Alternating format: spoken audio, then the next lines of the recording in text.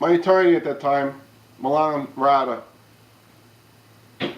made a statement, a short statement, in the memos going to the fire department in the city of New York. He kind of put it in perspective. There were many, many more examples of improprieties and irregularities surrounding the processing of Michael Romanelli's application for accidental disability retirement benefits. Fireman Romanelli, Michael Romanelli, has been completely consumed by the denial of his benefits, not because of the denial, but rather the reasons that he was denied.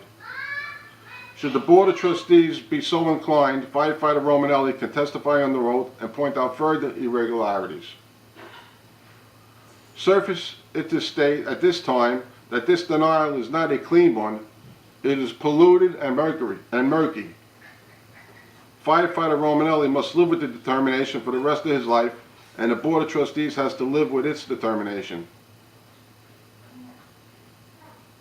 Recently, I attended a lecture on legal ethics. In some areas, the lecturer explained, the matter is not always black and white. However, the attorney must have some guidance as to not engage in unethical activities.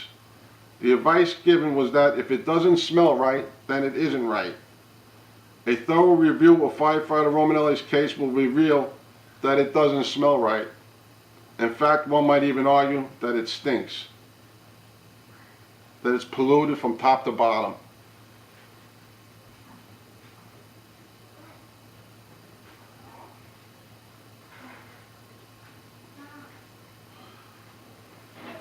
This should be corrected because I have been consumed for the denial of my benefits.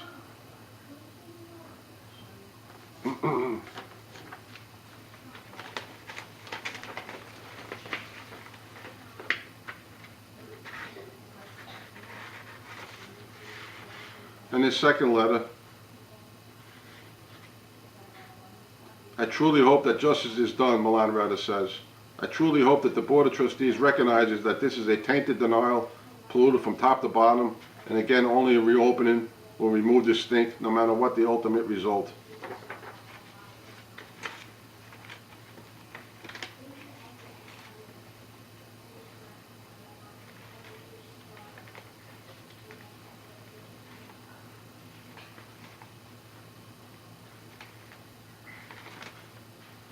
Remember earlier in the Board of Trustees meetings on January 30, 1992, where a union member,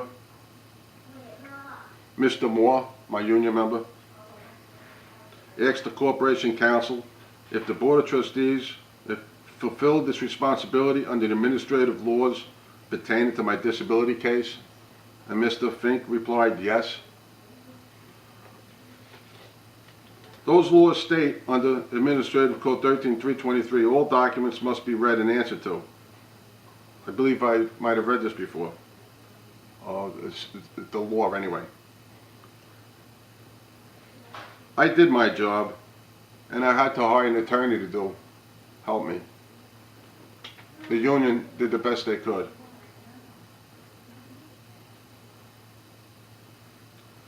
And the fraud still continued. Madga Deconinck refers to this 13-323.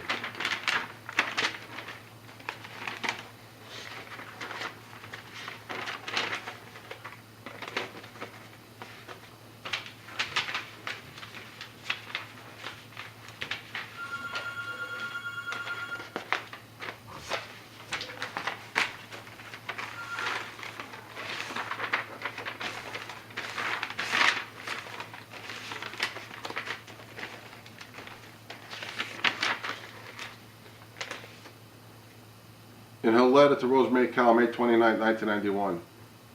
As you know, the Wonby Board is an independent body charged with 13-323 of the Administrative Code.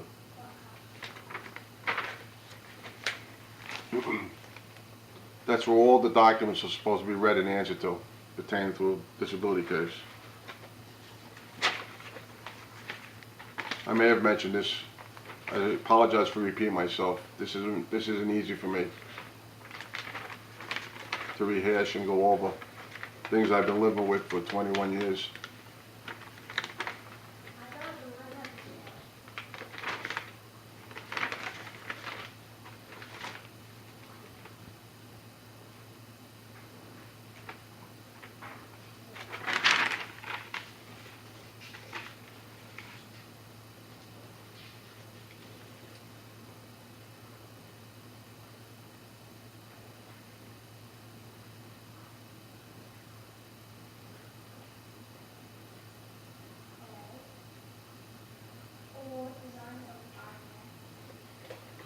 In February of 1999, I took my case to the Brooklyn District Attorney's Office, Charles Hines' office.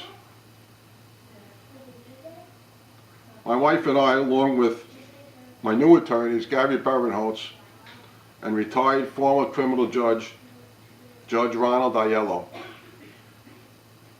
I believe he was in charge of 84 Supreme Court justices as a criminal judge, and is retired, working in a law firm downtown Brooklyn. We met with Charles Guerra, the Assistant Director of the Rackets Bureau at the Brooklyn DA's office. Guerra stated, when we spoke with him and showed him my documents, he had stated that when he's done with my investigation, that's when he sends for the fire department records and reviews their records that they have. He stated at one point that he would investigate the Mary O'Sullivan letters when Mary was caught writing a firefighter's medical certificate and writing the 1B board medical certificate. I showed him this.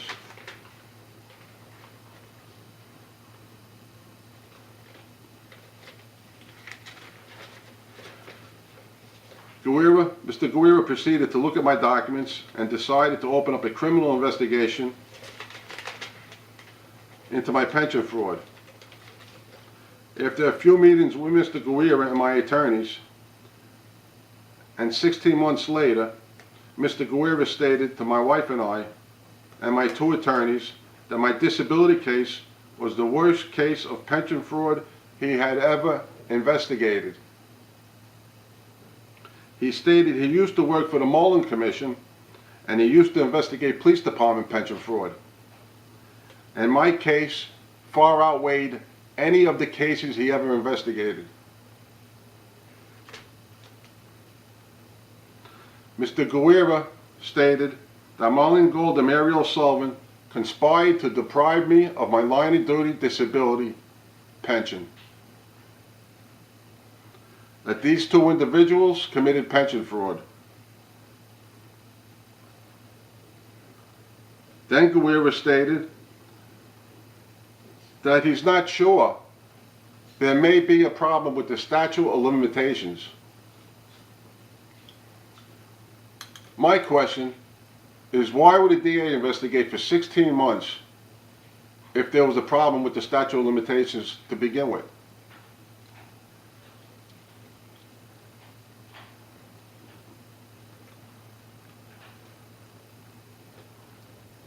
He said he may have a problem with a prosecution if he runs into the statute of limitations problem again. Judge Aiello then says, Guerra, what are you talking about? Romanelli realized the fraud continued after the appellate division reversed his case, which was 1994. The statute of limitations doesn't apply here, Aiello says. Guerra says, well, if it does apply, the least I could do is testify at a grievance committee and have Marlene Gold and Mary O'Sullivan's law license revoked.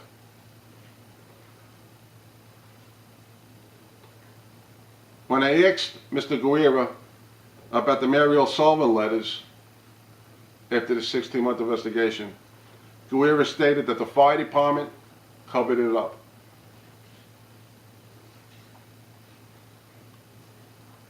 When Guerra said at the very least he could testify at a grievance committee, Judge Aiello said, I sit on that grievance committee.